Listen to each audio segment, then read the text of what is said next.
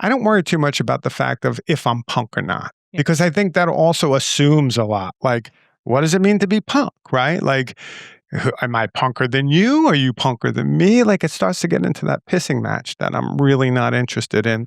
And what I also liked about, that there didn't have to be one company or three, which we're faced with now, like Microsoft, Amazon, and all the problems that come with that. But there could be a million flowers blooming. The boomers won't leave. Generation X's whole problem is that these fucking people won't get out of the way. They own everything, they have all the money, and it's so annoying. You brought your son to this conference where we're sitting at. I did. Why? I'm looking at him right now. And so having him see me speak is fun because hopefully there's some model in it, and he takes maybe some of my enthusiasm and gets rid of some of the nonsense and distills it. I care about that relationship, and I care about that we both have a very, I think, committed interest in making art and what that means. So having him here it means the world to me, because it means that at least he knows the work I did, at least to me, meant something. I'm about to cry. Let's talk punk. I have Jim Groom with me. We're sitting in Hamburg in the summer of 2026. Jim, before we entered the building, you said this is fine just for you, this kind of weather. Yes, I'm feeling differently now. Because we're sitting in front of, I don't know how many lights on here. So we are... we should set the stage for the listening audience. Yes, what do you see? We are in this wonderful Chinese pagoda. Is that how you would say it? Shrugging. Audio description of my movement. Shrug. And there's a bunch of wooden kind of ceiling structures. It's really cool. A lot of windows, but no air conditioning. That's true. And but this may be our mistake because the air conditioning and podcast recording are not besties. So maybe That's this right. is a thing. And we are being part of the University Future Festival. And the stage in Hamburg is being hosted by the University of Hamburg and the OERcamp. And we will be talking about Edupunk. And in this series of podcasts, this is not the first episode, because we have been talking for podcast episode 006. That's funny. In 2018. And I thought it was in London, but just before we started the recording, you said maybe Edinburgh? Maybe London if it's 2018. So let's do a podcast on something I learned from your keynote at this event earlier today. A word, it's self-indulgent. Yes, is it true? Self-indulgent. So this will be a two-person self-indulgent podcast. The best kind. If you're out there, listener, run away now. Yes. And the last time we spoke to be even more self-indulgent, I remember that I was full of every convention that there could be, saying, I quit coffee. Do you remember that? Yes. We were doing this during the podcast, and you said, I just moved to Italy. I can't quit coffee. That's absolutely, and it's still true. I say to Antonella, my special lady friend, I have no more vices left. I quit smoking. I quit drinking. I quit hard drugs. So really, it's only coffee now. This is what Italy does to you. But I'll never quit coffee. Okay. Until they tell me I have to quit coffee. So for the what happened this earlier is the funnest podcast ever. I think everyone out there is like, what? WTF? But me and you are not. I would like to just give a short overview on the very few people out there who have not listened to the podcast episode from 8 years back. There's only a few, right? Yes, probably 2 of them. So what happened before 2018? You were working at a university, which doesn't sound like rebellion or something. The university was called the University of Mary Washington. Mm-hmm. I looked up in Wikipedia who Mary Washington was. It was not who I supposed it would be. So dramatic pause for the audience to think about who could be Mary Washington. The mother of George Not that. Washington. And if you think about it, George Washington is kind of like a godlike figure or a Christ-like figure in America. And he had a mother. Mary is the mother's name. Mary, Mother Mary. Yep. It's powerful. Audio description of mind-blowing. And you were working there as, what was your job description before you started? I was an instructional technologist. Do they usually teach? No, but I did. Why? I taught as an adjunct because they needed someone in the computer science department to teach digital storytelling. And they came to me and they said, you know technology. Do you want to teach digital storytelling? And I had taught literature because I was getting my PhD in literature. And I was like, well, I'm not really a computer scientist. And they're like, no, it's more like storytelling. And you teach literature, it'd be fine. And they basically gave me carte blanche. They said, do whatever you want. Okay. And I did, as you saw from the earlier talk. Okay, we will also do a link in the show notes with the recording of the talk, but maybe the 3 other people could be out there who haven't seen the talk, so I will go deeper into this. Which is the year of the history back then? So I came to Mary Washington in 2005, December of 2005. There's a funny story there. And then I started teaching DS-106 in 2010. Okay, what's the funny story behind 2005? I don't know if it's related to this, but Antonella and I, who's in the listening audience, hi Antonella. Yes, audio description, finger pointing to the audience. We came from Brooklyn, right? We came down from Brooklyn, and it's a big cultural shift when you go from Brooklyn to Virginia. So in the U.S., right? It's a difference. So anyway, we couldn't afford New York anymore. It's like, we got to get out. And Antonella was like, I don't really want to go to Virginia. And I was like, well, we have a job. Let's do it. We'll come back. We'll finish our PhD. All the things you tell yourself. Anyway, we go down to Virginia, and she comes with our youngest son at the time, who was 1. He's actually our oldest now, but he was 1. And she comes, and we're loading our boxes into the house in Virginia. And all of a sudden, out of nowhere, we hear coming down the street a group of troops yelling, "It's a massacre! Run! Run!" And this is in Fredericksburg, Virginia. And we're like, what is troops as in military? Military troops, but they were dressed in the Civil War. So they were Civil War reenactors, and we moved to a place where the Civil War had the Irish Brigade was massacred. So they were reenacting that. Antonella looks at me and is like, I want to go home. I'm done. Let's go back to Brooklyn. So anyway, that's the funny story. From now, yes. Back then, maybe not so much. Maybe. Okay. So, and then maybe it's not funny. You started teaching this course. Mm-hmm. And I learned that you say this would be your, I don't know, incorporation of the idea of Edupunk? It was. So to give some context and maybe make this podcast more serious. So Edupunk was simply a blog post, right? And it came out of an idea after reading Bruce Sterling and Ernst Junger, who's a German novelist, about, look, like, hey, this idea of technology is necessarily progressive rather than a consolidation of power is problematic. Let's look at the critical lens through which we do our work as instructional technologists. That was the birth of Edupunk. Edupunk, as we said, kind of became a football, right? People said, you're not punk enough, or punk's not this, or it's not. Why is it punk? Why isn't it funk? Why isn't it this? And it just, the punk thing became a distraction. So basically, I had the ability to kind of distance myself from this idea of Edupunk and bring in this idea of building a model for what some of those tenets of Edupunk was. And that was the course DS-106, or Digital Storytelling 106. And so that was kind of the shift. And I really liked DS-106 because it didn't have the same overhead as Edupunk. People didn't care about 2 letters and 3 numbers. But we could build that infrastructure and kind of demonstrate what that looked like. And for me, that was the real value and power of that digital storytelling class. And having the ability was great because Mary Washington let me do whatever I wanted with that. And again, this was which year? 2010. 10, okay.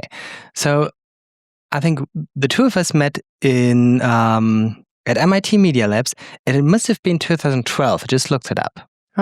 And I think it was a gathering summoned by Philipp Schmidt, who worked there. And I think it was not supposed to be anti-MOOC, but it was. Yeah. And I think it's interesting for me from this perspective from 2026 on open education, that I think this is where I got the most learnings about what open education could be about ever. Yeah. Because I met people like you or Otto Waters telling us that it's not about, I don't know, open licensing or open formats. This is really helpful, but it's not the idea. Yeah. And then, that kind of get codified later on into this idea of open educational practices, which I really liked. But back then, there was no sense of that. Open was purely like a textbook. Is your textbook licensed correctly? Is it open? And then that kind of defined open. And Edupunk was a bit of a pushback around that. It's like, no, there's blogs, there's open content, there's MediaWiki, there's Wikipedia, there's all sorts of different ways to do open. It's not simply about the kind of tried and true notion of textbook. And that was kind of fun to push back on. But another point that you bring up around 2012 is that's also the moment when I was about to, with my partner Tim, we had Domain of One's Own kind of became a reality at the University of Mary Washington. And Domain of One's Own basically was born out of DS 106, which was giving students and faculty their own domain and allowing them to build their own space. And so when we met at MIT Media Lab, Tim and I, which was my partner, were right about to start Reclaim hosting, because the name Reclaim came from the MIT session with Ken Lane. I mean, I don't know how many people care about that inside baseball history, but you just reminded me. Yes. We will also look it up and have a link in the show notes, because I did a video podcast recording there with, I think, Audrey Philip, and I think it was you, and it's on Vimeo. I don't know if anyone in the world remembers Vimeo as an alternative to YouTube. I have it, yeah. And I think we... you cannot access this right now because it had to, label everything as kid-friendly. Yes. So we didn't do that. So it's not accessible right now, but we will take care of it. The idea of open educational practices, which we didn't say back then, and I just learned last year, or I relearned last year, that the term was already in the Cape Town Declaration on OER, which was long before we were born. Not really, but 2007. Yeah. So, because there it also already says we are planting the seeds of a new pedagogy. So, where educators and learners create, shape, and evolve knowledge together, deepening their skills and understanding as they go. So there's already an idea of Edupunk and a new pedagogy and maybe open educational practices back then. I think that's absolutely. And I think, none of this happened in a vacuum. Edupunk was part of, so many things were already happening. People were excited. And that was always interesting to me. Like, there were people who were blogging and were writing about the stuff and sharing the work they did. One of the things that's worth mentioning is blogs became a space to reflect on the work you were doing. It was basically a critical reflection on who you were and what you were doing professionally. And it became a professional network for folks to share and figure out who they were. I mean, the professional network now that I see is LinkedIn. And that's kind of more like, hey, if you want to hire me, I'm good. But like, there doesn't seem to be any there. Whereas like here, it was like, people really doing work, reflecting on the work they had done and engaging. And I think some of the platforms that we've inherited over time have kind of erased some of the messiness of the work we had done and how we'd done it. And I guess so that does not surprise me that Edupunk, whatever that is, kind of already had the seeds of it in 2007 or even earlier. Yes. So now it's 2026, so Edupunk could be like 18 years now? Yeah. When in Germany you're considered an adult? So 18. It's leaving the So, house. It's going to college. Can you be considered an adult and be punk at the same time? Yeah, I mean, that was the whole idea that, the meme, the whole idea is punk is dead. And I think it was funny because the meme, the whole idea that punk is dead or punk's not dead, it just goes to bed earlier. The whole vision, there's a guy named Michael Azerrod, and he wrote a book called Our Band Could Be Your Life. And it was a really great book that documented 1980s hardcore punk. And his whole idea in that book is when we talk about punk, we usually have an idea of someone with a mohawk, plays really loud and fast music, has particular kind of, and his book actually blew up that preconception and really deconstructed it. Punk could be all kinds of different approaches to music. It was almost more of a relationship to oftentimes the music business, how they dealt with your work, how they sold it. Did people have their own kind of like independent music record label, for example, Discord or K Records out in. So I took inspiration from that book and thinking about the idea of like, what does it mean to have an independent web hosting company? A space where you're not going to these big corporations or Amazon or something, but actually a kind of small space that with people who you know and can trust, and kind of bring that idea of the kind of mom and pop for hosting back, because we've kind of gotten used to go to these faceless giants like AWS. And at the end of the day, not only did they not care about it, but we have no redress. We have no one to talk to. We have no relationship to these people, but oftentimes they're cheaper. But that's the trick of the cloud. The cloud, as we've all gone head over heels into it, has become more and more expensive. And people now are trying to figure out how they get themselves out of it, particularly higher ed institutions, IT. So, I always thought that Reclaim Hosting, if we go there, was kind of like an independent punk record label. And it didn't matter about the music.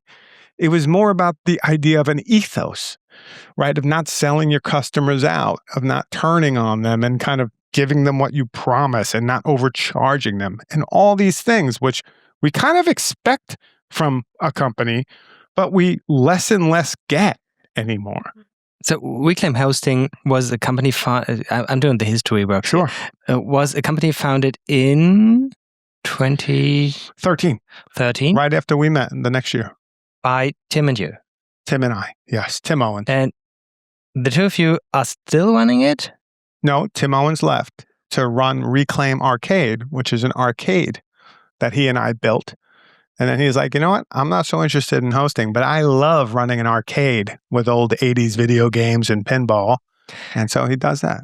Sounds to me somewhat closer to a human-human connection.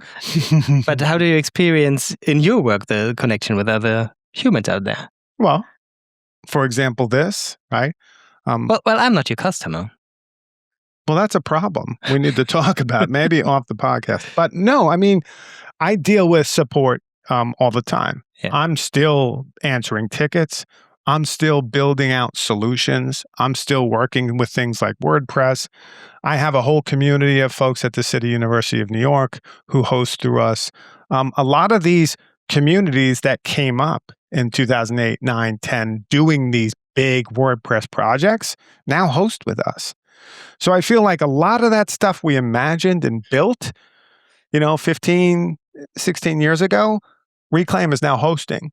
And it's hosting with people who I know in a relationship that I think is transparent. And I think it works for both of us, right? Like we're trying to keep the dream alive of the open web. But also, no one ever talks about open education in terms of infrastructure. Like it costs money to host open education, right? Like that's something we forget. And so I like to think of Reclaim Hosting as open infrastructure, right? And I think that's another piece we talked about the last time we talked. And it's super important to me. Maybe I don't talk about it as much because educational practices I really love and the idea of teaching. But, who are the kind of folks in the sewer behind the scenes who are running all this stuff, who are keeping it running? Where are the plumbers? And how do we kind of understand what they do? Yeah. I guess that's a 2026 thing too, because we don't know where our servers are based at. We don't know who runs them. We don't know who answers the tickets. Yeah. It's a good question too. And I don't want to go too far afield, but I went to CloudFest, which is a big hosting essentially conference, but it's not really a conference. It's more like a song and dance in Rust, Germany. And what that was about was most of it was about AI and how AI is coming to get us. Did you say dance? Yeah, it was more like a song and dance. Like not dancing around. No, they weren't dancing actually. We say song and dance to mean like kind of like a show. Okay. You know, not really like a conference. No one was discussing anything. Okay, so people were just consuming the dance. Exactly. Okay. Yeah. But the one big thing that came up, and some of you may be dealing with and hearing about now, is digital sovereignty. The idea of, can Europe get out from under the huge tech giants like AWS, Azure, Microsoft, etc.? And that's a big question in tech right now. And, you know, ones that begs a lot of kind of like, what does that mean for Europe to come together? How does that investment change, right? Like, what does that say about our trust, you know, globally? How is nationalism reinforcing some really bad, maybe, notions that we want to escape? I mean, some super big questions that are a result of this notion of infrastructure. And I have my feet in both. Like, I like to really think about blog and openness on a very small scale, but I also have to watch a very big scale of where the kind of space is moving globally. Yeah. And that's been very interesting because people who are great, like the Canadians, like they want nothing to do with Reclaim anymore. They're like, you're American. You know, it's such a weird moment to be, you know, hosting and then be considered like, you know, before we were a small independent hosting company, but now that since we're American, it's like, wait, you're in America. So things change really quick, and that kind of cultural national frame can change everything, frankly. Is it a European-Canadian debate, or are other parts of the world interested in digital sovereignty? Digital sovereignty. Well, I think China has already taken steps to not be part of those. I mean, remember that was early on in like 2008, 2009. They're like, no, we're not really too interested in Google. We'll build our own. And that was actually an early moment of digital sovereignty, probably very smart on the part of the Chinese. Yeah. So yeah, no, this is probably a bigger question. India has done the same thing, and part of that's linguistic, very radically different languages, but part of that is also kind of national security. Yeah. My maybe bias is that we in Europe are really good in talking about these questions. What's your impression of, are we doing it? Are we really working on a shift? I have no doubt Europe can. I don't know to say if they are, right? I mean, there's a tremendous amount of money involved and time, but I think if things keep going the way they are, yeah, I think there will be more and more independence from big American tech companies. And I don't necessarily think that's a bad thing, personally. Could this, in your opinion, be a momentum for ideas of open education beyond infrastructure too? Well, you know what? Because I'm sorry I'm boring folks, but that comes at the same time where we see this now emergence of AI, right? And that is actually a very interesting convergence, right? Because you're getting your stuff out of Amazon, AWS, and all that, but then less and less people are hosting things because they're putting it all on AI. And then you have to say, who owns the AI companies, right? Like, do we have independent? So if you're going to do independent hosting, you also have to go with independent AI. And you see the investment happening right now in AI. It's gigantic. In fact, the market over the last couple of days has been kind of reacting to it because it's not sure that they can return on that. So all this to say that these questions are beyond my pay grade. I don't want to pretend, but they're super interesting to see on a global scale how this stuff is playing out. And, you know, but also on a very micro scale or even, you know, local scale, you know, we all have kind of been sold a bill of goods about these corporations and how they work. And I think I personally would much rather deal with the mom and pops of hosting and deal with the kind of smaller companies than necessarily feel I have to be pushed into, a particular. That's why the whole AI. Anyway, I am going too far afield and actually out of my expertise for sure. Okay, but your expertise could be, are your customer, for example, asking for more, I don't know, WordPress or Moodle or other open source, maybe somewhat more independent infrastructure? Yeah, well, that's great. I mean, that's easy for us to provide. And the other thing is that's all on a local LAMP environment, PHP, and that's what we excel at. And we're playing with Reclaim Cloud for a whole bunch of different environments to do that. And we've been doing that fairly well. But the bigger question, and it looms, is, where are people going to be hosting things in the future? And when you're dealing with things like AI, what does that mean to host? And that's something that's super interesting to look at, but something I'm not entirely clear on. Yeah. I would like to invite you to a, meta perspective. It's about earning money and being punk. So you and I have in common that we run our own companies. Yes. And we're probably mainly interested in what we're doing and not how much money it brings us. But we have to take a look at what it brings us. Did you ever feel that this is a conflict you cannot resolve? Or maybe on the other side, you say, no, it's not a conflict. I have to get my money from somewhere, and it's never been a problem.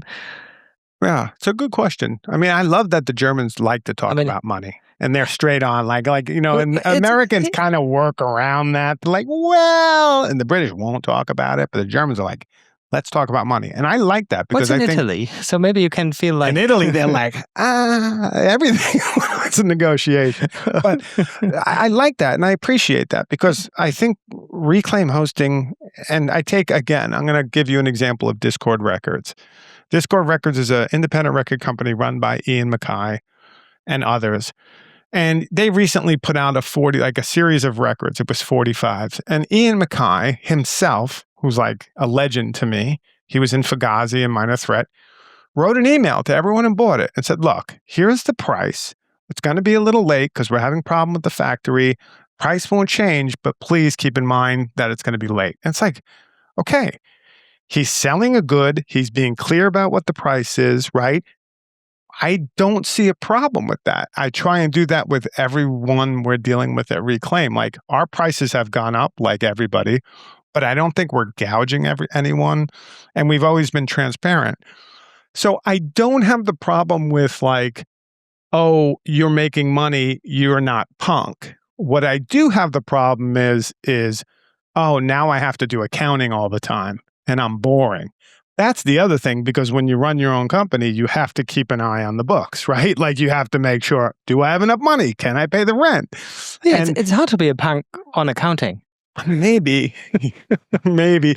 But I still think that the ultimate goal and the ultimate thing we do doesn't make it mean, oh, I'm in business now, I can't be punk. But I think once you get in business, you just have a lot of different concerns. When I was working for a university, I didn't have to worry about any of that, right? Someone else was paying the bills, and I could just think about exploration and still doing that, but sure. And it also is other things, there's other things. It's a good question, but I don't worry too much about, the fact of if I'm punk or not, because I think that also assumes a lot. Like, what does it mean to be punk, right? Like, am I punker than you? Are you punker than me? Like, it starts to get into that pissing match that I'm really not interested in. I've been able to actually live a life in Italy for like almost 11 years and kind of be able to live pretty comfortably and also do something I love. And as you saw, do all these side projects and stuff. So, I mean, I can't really complain. And if that's not punk, well, then maybe I'm not so punk. Let's bring in the DIY perspective. Sure. Because for me personally, it was always the connection between this DIY idea in punk. So punk not necessarily being about the hair, which would be hard for the two of us, but but like proving the world I can do this too.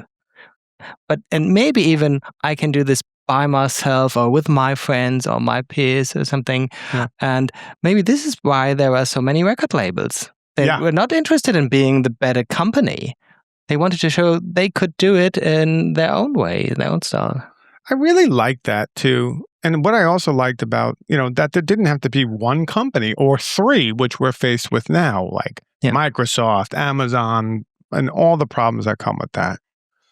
But there could be a million flowers blooming. And not only could they create their own work, but then they could create their own art around that work, and they could promote their own communities, and they could have a sense of connection. And it's hard to run a record label, I think, successfully. And it's not been easy to run Reclaim Hosting as independent, where we can't be as cheap as Bluehost or some of the other big ones. But we provide really good support, which other companies don't. And that's our separation. But I also love the fact that we can explore our own aesthetic, and we don't have to kind of play by the same rules. Like, one of the things we never do is we never upsell, right? Like, you ever be in a company and the first thing they do is they're like, oh, but to get backups, we pay more, or to do this, you get more. But, it's ongoing, and that could be for anything you buy. Tim and I from very early made the point that there'll be no upselling. What you pay is what you get. Okay. And I really like that. And I don't know, I think the bigger question is, there are still ways to do business ethically. But as a culture, at least in the US, we don't believe that anymore because we've gotten so used to getting screwed by businesses. And I think that's a bigger problem, and that's a problem of faith and belief. You want to talk about age? H. You bought heroin? Is that what you mean? Horse? We are old people, Jim. Oh, age. I thought you said age. Oh my God, I'm sorry. This is my poor English. You brought your son to this conference where we're sitting at. I did. Why? I'm looking at him right now. Why? Yes. Because he's the best. No, because I think, right? All right, here, I'm going to go on a little bit of a thing. Please. So, people like me who have done this for a while, sometimes they can't get out of their own way. Sometimes they go and they present and they don't shut up, and they don't know when to kind of sit back and kind of let a new generation come in. That's what we always joke about with the boomers, right? At least in America. It's like, the boomers won't leave. Generation X's whole problem is that these fucking people won't get out of the way. They own everything, they have all the money, and it's so annoying. And I think Generation X was always that kind of generation that wouldn't, and not to speak so generally, but it's kind of joke I have with this friend of mine, Michael Branson Smith. So I kind of like, I would love to spend the rest of my life encouraging and exploring my kids doing great stuff, and encouraging that, and standing down and letting a whole new generation drive things where they're going. And maybe it's not Edupunk. Maybe it's not open education. I don't care. But as long as it's creative and from the heart, and I think, ethical, I'm all for it, right? And so having him see me speak is fun, because hopefully there's some model in it, and he takes maybe some of my enthusiasm and gets rid of some of the nonsense and distills it. But, also it's like that's what I care about. I care about that relationship, and I care about that we both have a very, I think, committed interest in making art and what that means. And maybe mine's instructional technology and ed tech, and maybe his is writing and drawing and animation. But I believe in that. I believe that's connection. And I believe that was the best of the web for me, is people connecting around the things they love and building. And I just happen to find myself in the world of ed tech. So having him here it means the world to me, because it means that at least he knows the work I did, at least to me, meant something. I'm about to cry. Okay, so I will do a mean thing now. This is to stop you from crying. I got an anonymous informant. Yes. Who sent me questions I should put into our podcast. Great. But don't mention that it comes from someone who claims that he lived in your basement back then. Oh, yes. I know him well. So the first question would be... He was a chud. You have to explain okay, it. A chud is someone who lives in their basement or their parents' basement usually and can't get out. This person just lived in my basement. So you're a chud, whoever you are out there. The first question would be, why do they call you the Reverend? The Reverend. I think you all, maybe if you saw my talk today, saw why I'm called the Reverend, right? I get very taken away. And when I was doing this earlier, they would call me an evangelist because it was almost like a religious thing for me. I thought open was like you had to do it. It was the ethical right. And so I was called the Reverend because I would come on like an American preacher from back in the day. And in fact, my avatar is an American preacher. It's Cotton Mather.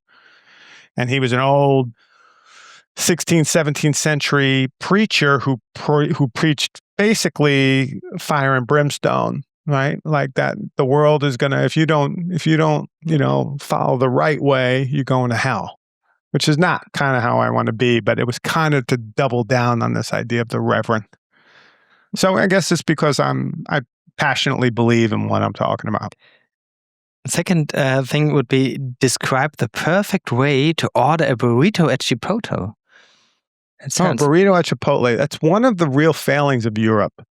Europe is pretty good overall. I want to say that. I like Europe. I enjoy being here. But you don't have Chipotle. And until you get Chipotle, you really can't be a union. You're still just Europe. Now, jokingly, Chipotle, the only way to really order a burrito at Chipotle is with barbacoa and fajitas, cheese, lettuce, and hot sauce. Okay. That's the proper way to order a burrito at Chipotle. Did you really have a cat named 12? Was that the cat that got left behind when you moved to Italy? Oh my God. Yeah, this is a great story. And I know who this is, by the way. He has given himself away. Alan, I know who it is. Alan. So I did. We moved to Italy as a family in 2015, and I had two cats, or we had two cats, 12 and Clyde, who we would call Clydey, which not to be confused with my daughter's cat, Cloudy. That got really complicated. So anyway, these two cats, I had to bring them. My whole family went ahead. I was coming behind, and I had to bring them with me to Italy. So I'm like getting ready to go. I have like 6 hours to get up to New York and then 3 hours from my flight. So it was about 9 hours. I was cutting it close. And I started looking around my house and I found 12, which my 12's cat name is 12 because 12 is my favorite number. And then the other cat, Clyde, I can't find. I'm like, where is this cat? I have paid for these cats to come with me on the flight. There was no one in my house anymore. Alan was there just for a night. And turns out the cat got out and didn't come back. So I had to go to New York and then to Italy without the cat. So the cat was stuck in the house. Long story short, we paid someone to come to our house, find the cat, and then fly to Italy with the cat. And we had a motto. It was called "No Cat Left Behind." Oh. So, and Shannon, who I worked with, got a free trip to Italy out of the deal. Oh. That's a great story. Yes. Yeah. That's a good job to do. Yeah, that's good. She got lucky, right? Yes. And then we took her to Venice and everything, Antonella and her. So the rest of the questions I got from Ellen is always connected to pictures on Flickr, and we can't show them on a podcast. So sure. You're lucky. Yeah, you got away. It's always pictures of you with hair. That's abusive. I would like to do some bonus track on what you're doing now in Italy. Mm-hmm. You are describing it as a blog you can walk into. Yeah. That's what I came up with so far. I can imagine that there are people out there not exactly having an image that comes to mind when you're saying a blog you can walk into. How would you describe it on an audio podcast? On an audio podcast, yeah, this is a good exercise. So some of you here heard me talk about it, and I like it because, so as I went and did, the work at Mary Washington with Domain of One's Own, which then became Reclaim Hosting, COVID hit, and for a lot of people that was alienating. It was for me too, and I had been working remotely for 10 years by that point. Even with COVID, I didn't have an office to go to. I was kind of, feeling it. So when COVID hit in Trento, Italy, where I live, everybody basically downtown cleared out. Half the real estate was gone in terms of empty. And I had the opportunity to rent the space, a storefront, for cheap. So what I did is I rented a storefront, and then we remodeled it to resemble what I imagined my blog would look like if it was a physical space. And that's what I mean. Like, you can literally walk into my blog, you see movies, VHS tapes, video games, laser discs. I'm there if you're interested in that. But more than anything, there's a window that has different scenes that rotate, that are scenes from movies, but then I'll do scenes like natural scenes. I want to do a whole thing with a Smurf collection because I'm a big Smurf addict.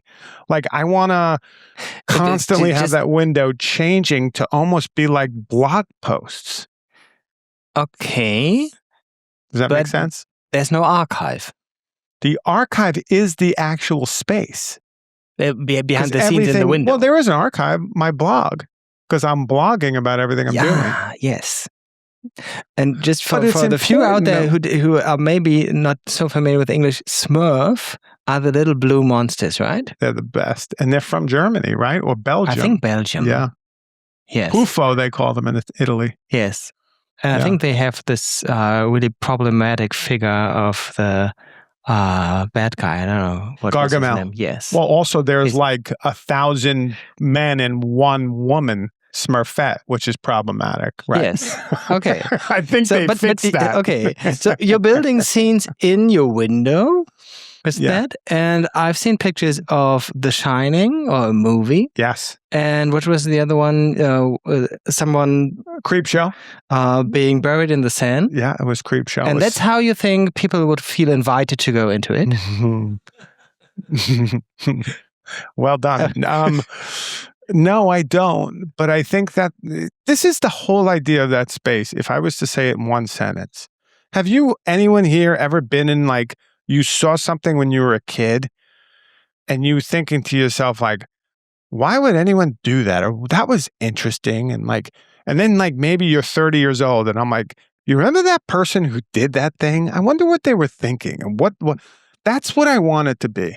I want there to be some kid in Trento who 30 years from now is like, remember that American in Trento who had those two twins from The Shining in the window? What was he doing? What was it all about? And I think that's what I want. I'm going for this sense of not it being linked to anything rational or transactional. I want it to be like purely a relic of the imagination for them and for me. And people walk into it as if it was a store? They do. There's no sign like, nope, walk into it, we're open to something? Nope, nothing. Antonella saw something here in Hamburg that said, oh shit, closed, right? And she's like, you should maybe put something like that on it. But I like the idea that anyone who comes in is like an explorer. Like they are taking a chance. And sometimes people come in and they're in the front of it and they're like, I'm not going back on that video thing with you. Like they're afraid. But I like that. I know it sounds creepy. But usually you're working there. Oh yeah, I'm always working there. Not always, but people walk into it and see you working there, mm-hmm. and they say, "What is this place?" What is this place? That's what they say. Always. Always. In Italian. And have you practiced several answers? What's I have a whole tour I give them. I have practiced the tour, and my Italian's still bad that it's not perfect, but it's good enough that I show them the videos, the DVD, the Laserdisc. I explain the difference. I take them and I show them the window. Then I take them back and I show them all the video games. And then I explain to them that one day I want to open, but Italian regulations are so difficult. And then they kind of say, that's funny. Yes, I understand.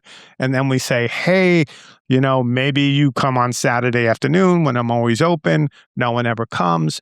But it's like this dance I like to do around this idea of a space where I'm interacting with the public. And then there are events that we run that people do come to. And I do have a community that have kind of formed around it. When people it sounds ask, funny just talking about it. Yes. But not everyone can come and visit, but I would encourage everyone because I've learned you're really a nice guy.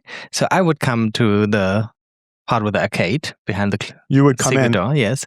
But to my creepy let's go back house. to the first sentence you say when they say, "What is this place?" What's your first sentence? I'm asking for educators out there. I say, you know what? I'm not sure. That's what I always say. I'm not exactly sure. And then I go about showing, and I think that's good. Yes. Because Antonella has been great because she's been completely supportive of the sense of when I wanted to create this, why I wanted to create it, because it's very indulgent. But I think it's another art experiment. I feel like it's an art project. And it's somewhat of a instance of a happening, But I work there, but in Trento, there's nothing like it. And I want people to feel why can't there be something weird and wonderful here? Even if it's limited, and it is. Yeah. And I think, it's my kind of small way to give back and also be entertained because it's definitely self-serving. Yes, but I think this is really interesting perspective to education because you are radically coming from what you are interested in and what your passion is about and what you would like to show to other folks coming into your place. Yeah, it's true. So you could call it self-indulgent, but if this works for people wanting to learn about what this place is or what's behind the door or what's behind the window or something, that's probably the best situation there could be for sharing and learning. It's funny. You should bring it up. So recently, on the 18th of June, actually, so not that long ago, 14 kids came in. I think they were between the age of 11 and 13, I imagine. And I showed them, I did my thing. They all played the video games. Then they sat down and they played the NES. And then they wanted to watch Beethoven on the VHS, which was fun.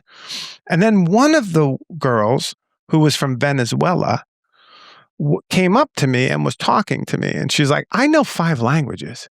And I was like, that's awesome. I can barely speak, Italian, and I've been here for 10 years. And she's like, 10 years. And then I would say, yeah, but that's all right. My son can speak it. And he's like, sedici, or I'll say 19. And then she'll hear me say it and she'll laugh at me and say it again. And she's an 11-year-old, so she doesn't know. But I just love that. I love having these interactions with these kids or with these adults. And it's human and it's real.